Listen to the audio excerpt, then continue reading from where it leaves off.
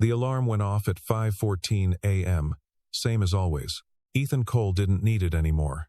He'd been awake since 4:30, lying on his side of the bed, his side, because he still slept on the left, still left the right untouched, pillow unindented, blanket smooth, staring at the ceiling, the way a man stares when he's already tired of the dark and not yet ready for the light. He got up. He made coffee. He stood at the kitchen window and watched the snow come down over Andersonville. Chicago in February was the kind of cold that didn't ask permission. It pushed through weather stripping and window seams and settled into rooms like an uninvited guest who knew they'd be tolerated. Ethan didn't mind it. The cold was honest. It didn't ask how you were doing. It didn't tell you time heals everything. It just pressed against the glass and let you press back. He was 37 years old. He had a son who would turn 9 in April. He had a job he was good at and a mortgage he was managing, and a life that, from the outside, probably looked like something resembling okay. From the inside, it was a careful arrangement, a series of tasks strung together to fill the hours. Lily had been gone for 3 years, 2 months, and he stopped counting the days sometime around month 18. He'd told himself that was progress. She'd been 34, no warning.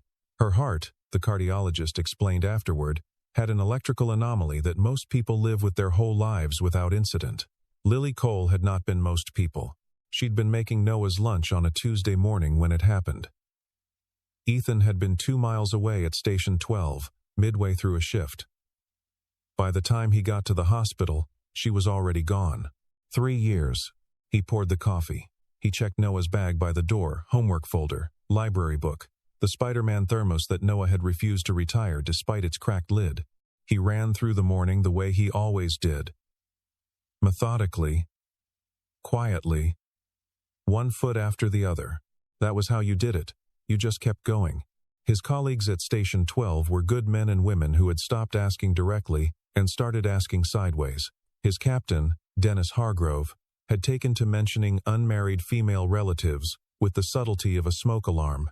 His partner, a barrel-chested man named Walt Fredericks, had tried a more blunt approach approximately 14 months ago. "There's this woman in my building. Eth. I swear she'd be good for you."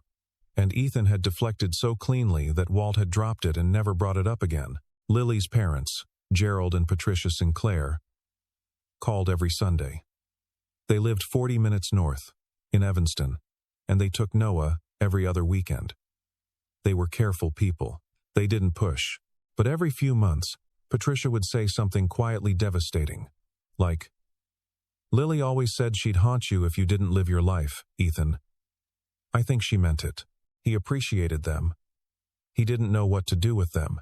The thing no one told you about grief, or maybe they told you and you couldn't hear it until you were inside it, was that it didn't get smaller. It just got more familiar. You learned to move around it the way you learn to move around furniture in the dark. You stopped stubbing your toes quite as often. But the furniture was still there. Noah was the one who broke him. It happened on a Sunday evening in January. 2 weeks before any of this began, they were sitting on the couch watching something with animated dogs saving something, and Noah, without looking up from the screen, said, "Dad, how come you never go on dates?" Ethan blinked. "What?" "Marcus's dad goes on dates," he told Marcus. "And Tyler's dad got married again." "Oh." Noah finally looked up. He had Lily's eyes, that particular shade of gray-green that shifted depending on the light. "Don't you want to?" Ethan was quiet for a moment. "I don't know, bud." Noah considered this with the seriousness of someone who had given it real thought. "Mom would want you to be happy.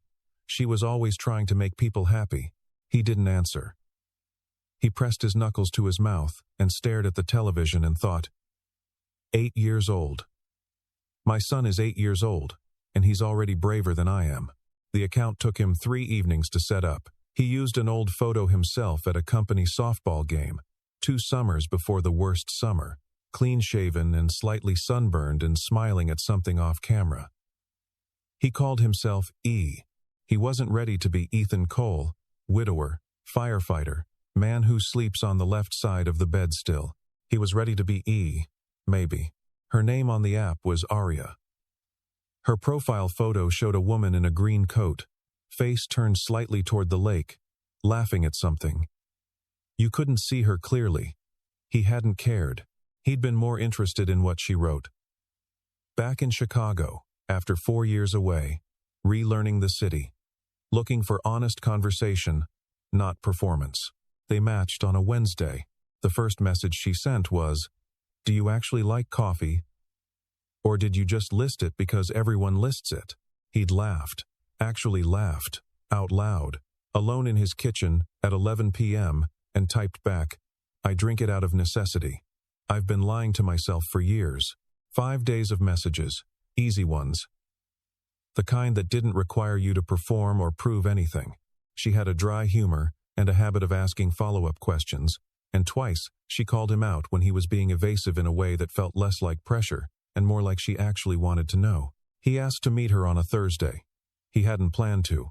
Noah had just gone to sleep and the house was quiet, and he was sitting in the kitchen rereading their conversation and thinking, "This person is making me feel something." And the thought was terrifying enough that he decided to move before he could talk himself out of it. She said yes quickly. Then, "I feel like I should warn you. I'm a little nervous." He typed, "So am I. First time doing this." A pause. Then, "Me too." Same reason? He didn't answer that directly. But somehow, neither of them logged off for another hour. They agreed on Saturday. 7 p.m.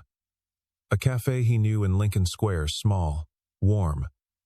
The kind of place with mismatched chairs and fogged windows, and a chalkboard menu that nobody changed.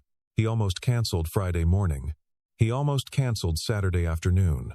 He went.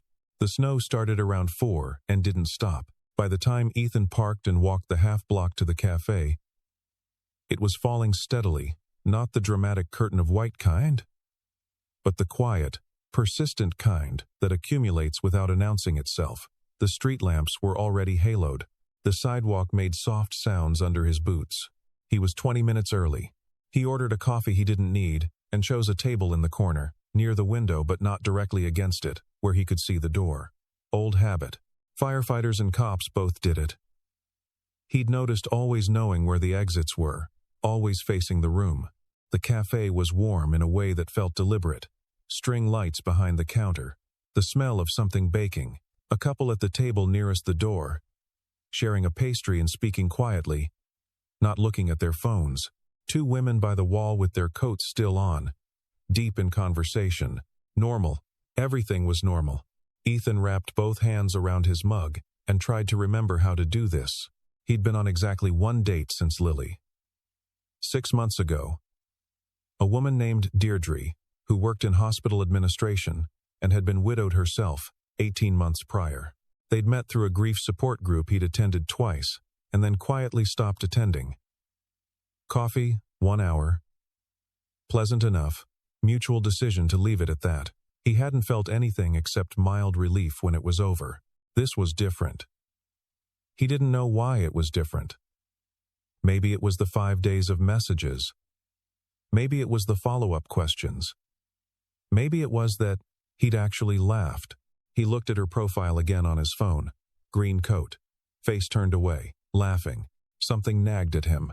Some low, peripheral sense of familiarity he couldn't locate. He put his phone down.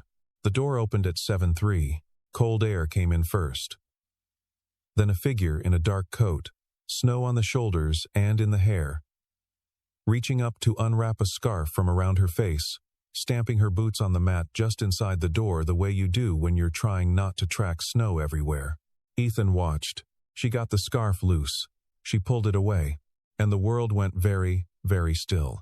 He knew her face the way he knew the layout of his own house in the dark. Ava Sinclair, he still thought of her by that name, even though she'd been Ava Reynolds since her marriage. And then, after the divorce, just Ava, somewhere undefined, 35 years old, dark hair, longer than he remembered, the same careful way of holding herself, like she was perpetually braced for something. Lily's best friend since the 7th grade. The woman who had stood on Lily's side of the altar at their wedding, who had shown up at the hospital without being called and stayed until 4 in the morning, who had organized the meal train and managed the flowers, and quietly done 100 things that nobody asked, and that Ethan had only understood the weight of afterward. The woman who had been part of their life so completely that for a while, maybe a year, maybe longer, Ethan hadn't been able to look at a photo of